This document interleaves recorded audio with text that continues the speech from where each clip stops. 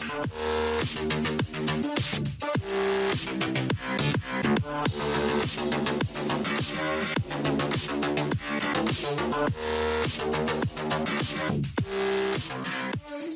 êtes sur Al24 News, bienvenue à vous si vous venez de nous rejoindre pour cette deuxième partie d'Hebdo Show Algérie. Place tout de suite à l'œil d'Alger.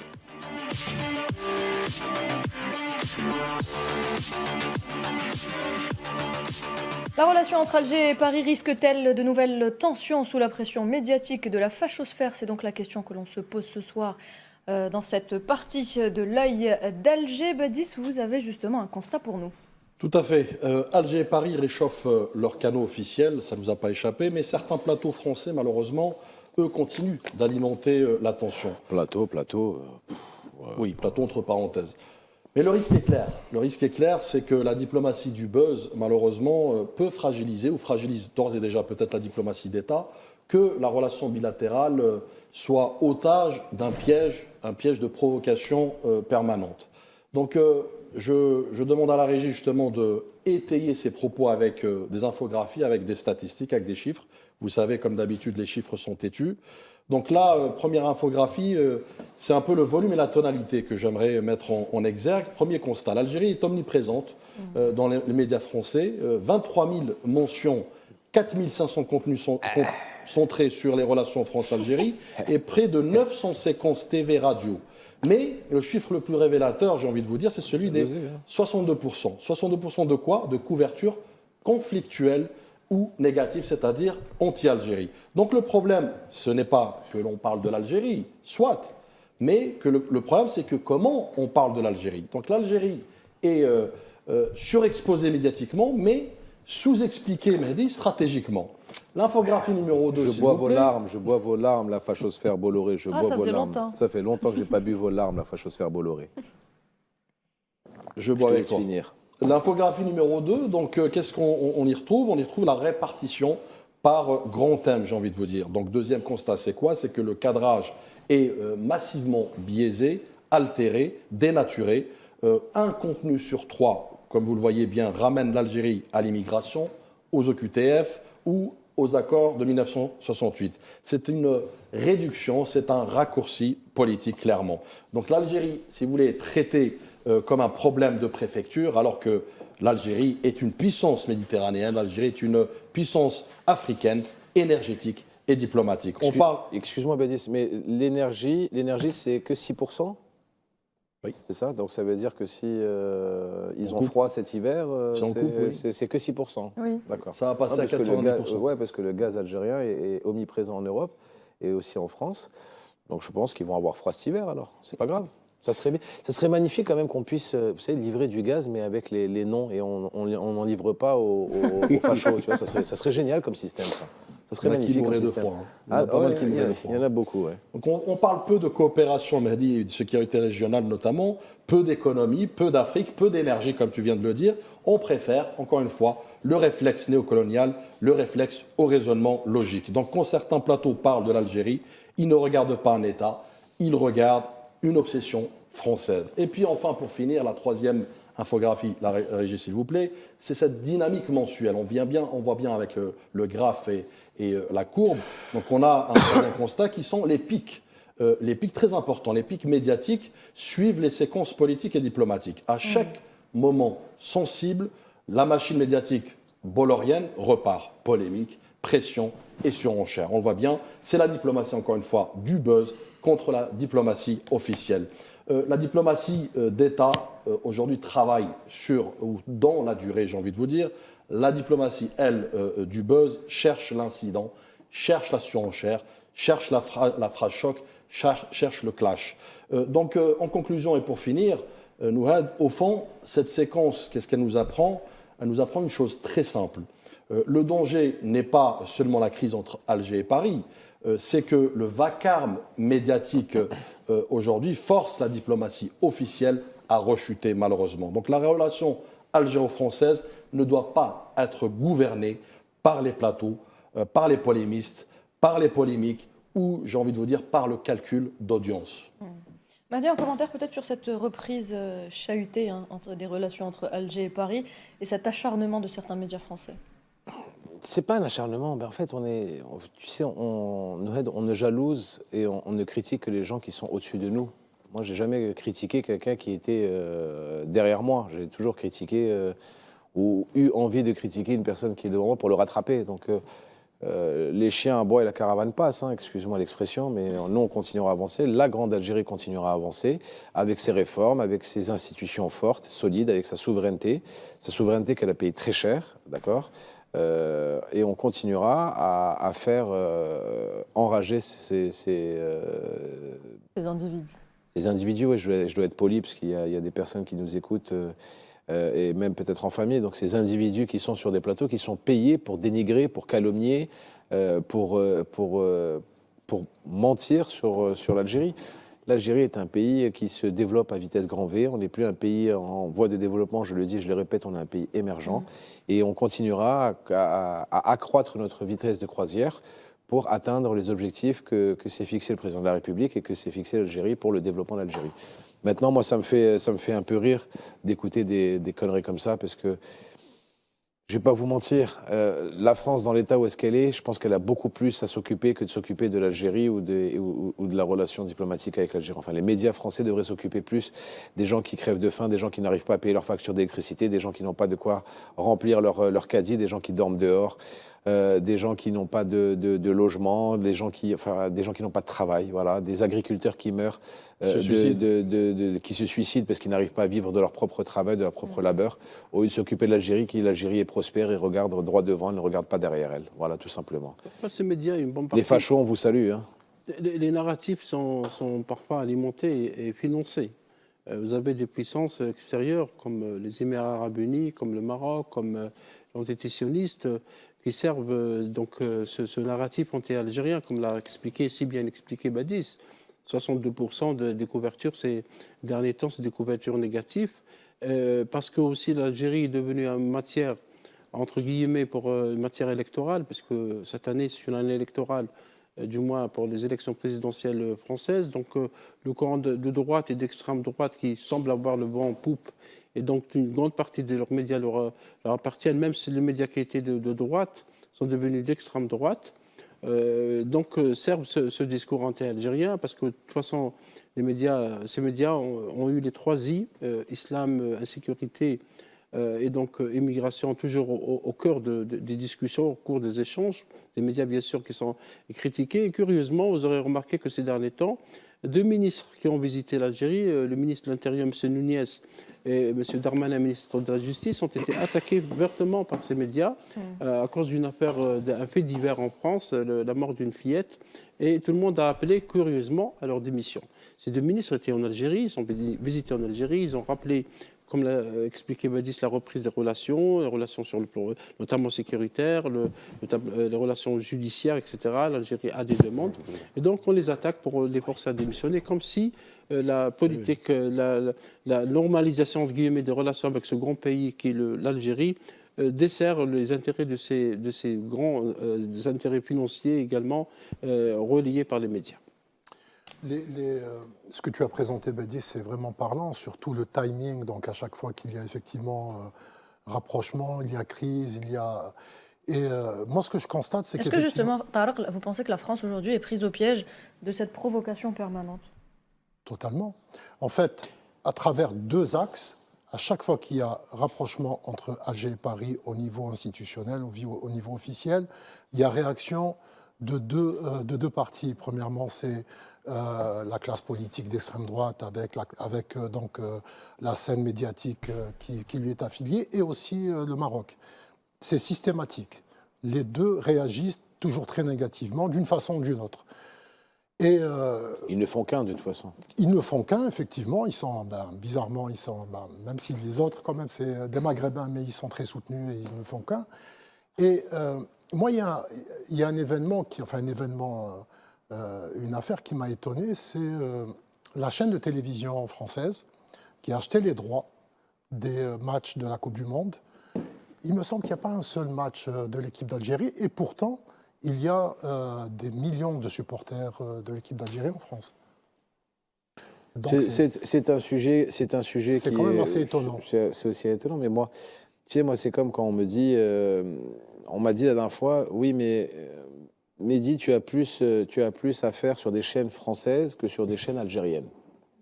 Parce que tu parles de ce qui se passe. Mais les chaînes françaises sont pipées aujourd'hui. Les gens ne comprennent pas comme quoi les médias mainstream aujourd'hui sont complètement sous verrou. Il n'y a plus la liberté d'expression comme avant.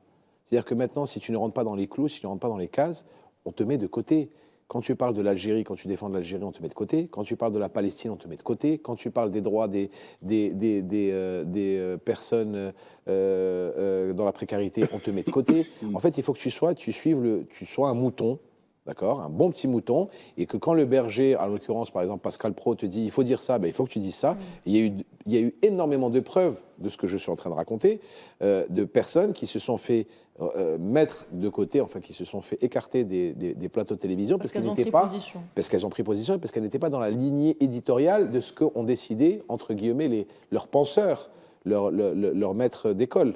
Donc à un moment, moi, je suis très sincère parce que j'ai connu les deux côtés. Moi, on m'a jamais appelé pour me dire oui, non, mais il faut que tu dises ça ou il faut que tu dises ça en Algérie. Par contre, en France, quand tu es sur un plateau et que tu ne vas pas dans leur lignée, tu es tout de suite appelé par la rédaction pour te dire non, mais tu n'avais pas le droit de faire ça ou il ne faut pas faire ça. Donc, la liberté d'expression à géométrie variable, elle se passe de l'autre côté, elle ne se passe pas ici. Et il y a aussi une autre technique, ce qu'ils font, qui est beaucoup plus malsaine. C'est qu'en fait, ils te coupent au niveau de tout ce qui est radio, télévision, presse écrite, presse papier ou presse numérique, quand tu ne rentres plus dans les clous. C'est-à-dire qu'ils ont c'est tellement métastasé. Marginalisé, totalement. Non, mais ils ont un tel réseau, comme le dit si bien Faisal, que quand tu ne rentres plus, quand tu n'es plus d'accord avec leur doctrine, qui te dicte, parce qu'ils te donnent une doctrine, ils te dictent une doctrine à suivre, et bien à ce moment-là, qu'est-ce qu'ils te font? Ils te mettent sur le côté, mais partout. Ils te boycottent sur tous les plateaux. Mais quand je te dis sur tous les plateaux, parce que c'est des copains et des copines entre eux, et que l'un, pour rendre service à l'autre, eh ben, il va te dire non, mais celui-là, s'il te plaît, ne le fais pas passer parce qu'on l'a dégagé la semaine dernière, et que s'il passe chez toi, ben, c'est pas bon pour nous. Et c'est comme ça que ça se passe. Donc à un moment, il faut se rendre à l'évidence. L'Algérie, déjà, il faut le savoir, c'est que l'Algérie, c'est vendeur. Quand on tape sur l'Algérie, c'est vendeur.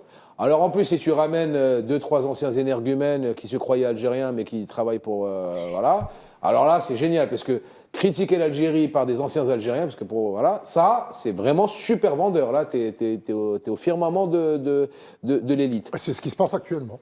Donc à un moment, il faut savoir se poser des questions, il faut savoir prendre du recul, analyser et se dire comme quoi c'est un travail qui est téléguidé, qui est demandé, qui est payé pour taper sur l'Algérie. Mais pourquoi on tape sur l'Algérie? Parce que l'Algérie avance, parce que l'Algérie fait peur par rapport à son évolution. Il ne s'attendait pas à une telle évolution aussi rapide et fulgurante que l'Algérie. Ben moi, je vous dis, tant mieux qu'on nous tape dessus, tant mieux qu'ils continuent à nous taper dessus, ça veut dire qu'on est sur le bon chemin. Voilà. Alors, parmi les incitateurs à la haine raciale, il y a l'ancien ministre de l'Intérieur, le grand ami de Mahdi Rza, à savoir Bruno Is no Retailleau. good. Nous avons justement contacté l'avocate, si tu nous écoutes. l'avocate, mesdames et messieurs, qui a Bisous, osé is no good. défier donc cet individu à la sinistre réputation. Elle est même allée jusqu'à déposer plainte contre lui, à porter l'affaire devant la Cour européenne des droits de l'homme. Exactement, c'est pas la seule, mais c'est celle qu'on a contactée en tout cas, Mahdi. Il s'agit donc de Khadija Aoudia. Elle revient justement sur les violations commises par Retailleau et les conséquences sur l'impact sur la cohésion, la politique intérieure et les conséquences diplomatiques du comportement de cet ancien ministre. Je vous propose de l'écouter. La France, n'importe quel pays, et l'Algérie particulièrement, parce que c'est elle qui est positive, c'est une violation du serment que doit porter un État de droit. L'état de droit se caractérise par la sérénité des débats publics lorsque cette parole émane d'un haut responsable du gouvernement. Cette sérénité et cet équilibre dans les relations diplomatiques, elle est nécessairement violée dès lors où un ministre va tenir des propos discriminants, des propos stigmatisants qui vont nécessairement briser cet équilibre et cette harmonie au niveau national, mais aussi au niveau international. D'où la responsabilité lourde qui est engagée par un ministre. La parole, elle a un sens, elle a surtout une portée.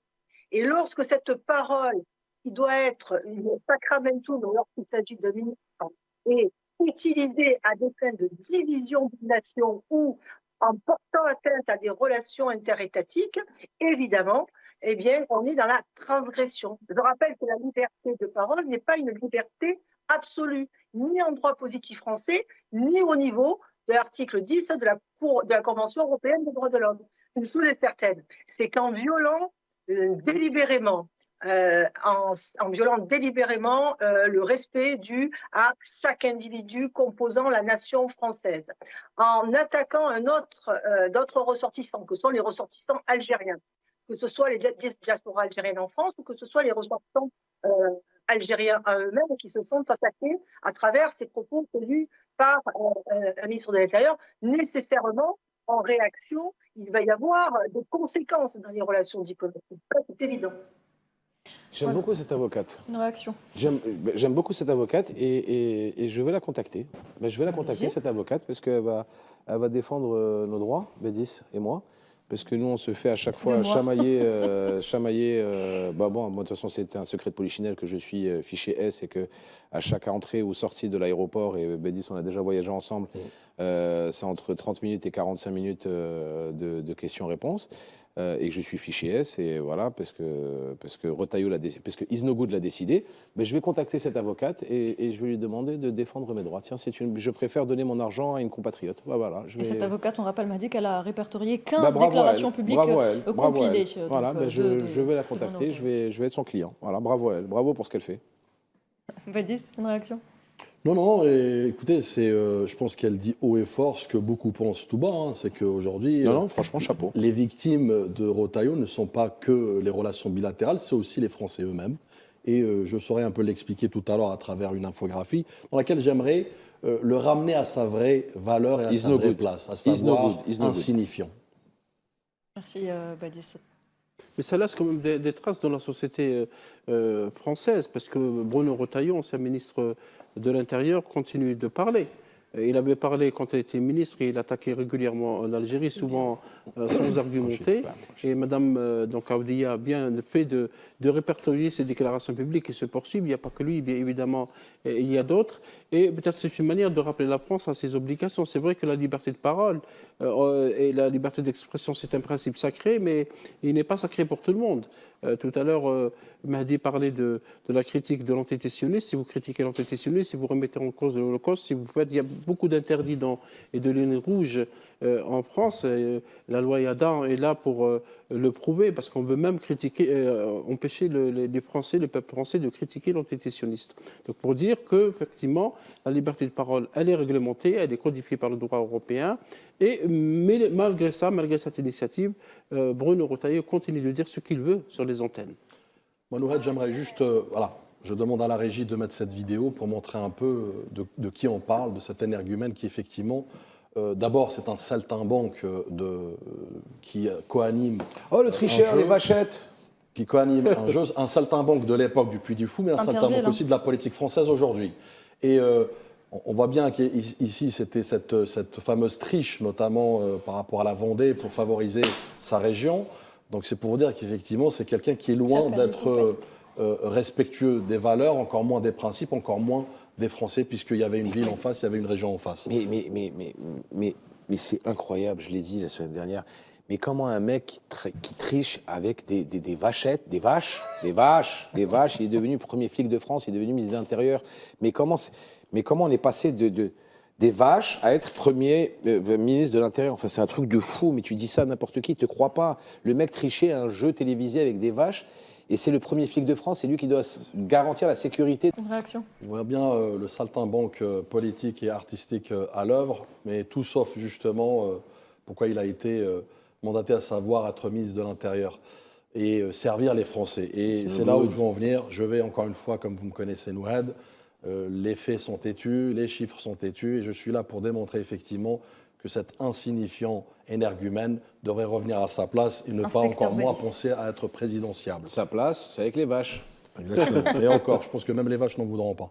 Je suis d'accord. Donc, je demanderai à la régie notamment de présenter l'infographie. Voilà, elle est très parlante, je pense. On va commencer par d'abord la courbe 1. Première courbe, c'est d'abord ce que montre cette infographie, c'est très simple. Retailleau a mieux réussi sa carrière que son ministère, preuve à l'appui. Première courbe, pendant que la séquence Algérie, il monte en visibilité, on le voit bien. L'Algérie devient son carburant politique, il occupe l'espace, durcit le temps. choisit le bras de fer entre parenthèses, capte l'attention, mais l'effet ne dure pas pour lui et la courbe retombe et l'efficacité promise n'existera jamais. La deuxième courbe, en l'occurrence, c'est la bleue, hein, c'est avant Beauvau, donc avant d'être ministre de l'Intérieur, il est presque hors radar, insignifiant Mehdi, co-animateur du parc d'attractions du Puy du Fou avec son acolyte et mentor, Emmanuel de Villiers. Philippe de Villiers, effectivement. Emmanuel, c'est son frère. Exactement, qui est général d'ailleurs, qui a démissionné, pour information. Philippe de Villiers, donc à peine 11%, puis il grappille, j'ai envie de vous dire, quelques points, jusqu'à prendre son parti, les LR, ou, je dois dire, faire un coup d'État, un putsch, notamment contre un autre clown de la politique française, j'ai nommé Éric Ciotti. Donc, entre clown, le Puy du Fou, les vaches, ben voilà, c'est bon, on peut ouvrir le cirque. Hein. C'est un cirque. Donc en clair, si vous voulez, il n'a pas construit. Vaches, t'as deux clowns. Il n'a pas construit, Mehdi, une réussite d'État. Il a construit une rampe de lancement personnelle et ultra personnelle. Ce n'est pas un bilan d'État d'ailleurs, c'est une opération de carrière. Troisième courbe, la régie, je vous demanderai de passer l'infographie. Merci. Troisième courbe, donc là, le récit se fissure. Les OQTF, notamment, c'est la courbe en orange pour nos téléspectateurs. Les OQTF même stagnent, les résultats restent limités et son image dégringole et recule. Donc, beaucoup de bruit, Rotaillot, peu de bascule, beaucoup de postures et très peu, pour ne pas dire aucunement, d'efficacité. Donc, si vous voulez, Rotaillot, au-delà, comme je disais tout à l'heure, Mehdi a fait de l'Algérie un fonds de commerce politique, preuve à l'appui. Mais Rotaillot n'a pas servi finalement le peuple français, il a servi son propre plan de carrière et son propre calcul personnel. Son vrai succès est partisan et loin d'être ministériel. Et je conclurai, il a gagné en exposition relative, je dis bien relative, ce qu'il a perdu en crédibilité, en légitimité. Le peuple français a eu les discours, Rotaillot, lui, a eu les dividendes politiques. Et chez Rotaillot, enfin, pour finir, ce saltimbanque de la politique, la fermeté parle fort, les résultats, eux, parlent très peu. Ça a fait une réaction. C'est quand même étonnant parce que les Républicains, c'est quand même le parti, c'est les héritiers du RPR, c'est les héritiers de De Gaulle, les héritiers de Jacques Chirac. Ouais, mais, on va parler de tendance. Les deux derniers présidents, c'est Ciotti et Rotaillot. Je ne parle pas des présidents du parti, je parle du parti en lui-même. Ils se disent être les héritiers. Et effectivement, là, vraiment, c'est un cirque. Et c'est absolument n'importe quoi. Mais aujourd'hui, c'est quoi les... Et ça part dans tous les sens. Mais Tariq Hafed, aujourd'hui, c'est quoi les Républicains en France? C'est quoi? C'est rien. Mais les gens ne le disent pas assez. Je ne sais pas si vous vous en rendez compte que... sur le plan des politiques, sur le plan des gens qui... Les dernières élections présidentielles, en 2022, Valérie Pécresse n'a même pas atteint... Elle était candidate des Républicains, pardon. Les Républicains n'ont même pas été remboursés parce qu'ils n'ont pas atteint les 5% de suffrage. Puisque dans la Constitution française, c'est au bout de 5% où tu es remboursé, où tes frais de campagne sont remboursés. D'accord ? Il y a eu un Pécreston, ce qu'ils appellent un Pécreston, ça veut dire qu'ils ont fait une sorte de téléthon pour Valérie Pécresse pour qu'elle soit remboursée parce qu'elle était caution personnelle. Donc aujourd'hui... Quand moi, ce petit homme-là, ce truc, il te dit, moi je suis président des Républicains, mais il y a 130 000 personnes qui ont voté pour lui. Il y a 130 000 personnes qui ont voté pour lui. Je vais te dire un truc, Is No Good. Quand moi j'ai été élu grande gueule de l'année, il y a plus de personnes qui ont voté pour moi grande gueule de l'année sur RMC que toi, président d'un parti politique. Non mais c'est vrai. Non mais venez, on se dit les choses. Vous allez chez RMC, vous leur dites combien de personnes ont voté pour Mehdi Guézard pour être grande gueule de l'année et combien de personnes ont voté pour Is No Good pour être président des Républicains. Il y a plus de personnes qui ont voté pour un mec avec une carte de résidence en France que pour toi, pour ton parti politique.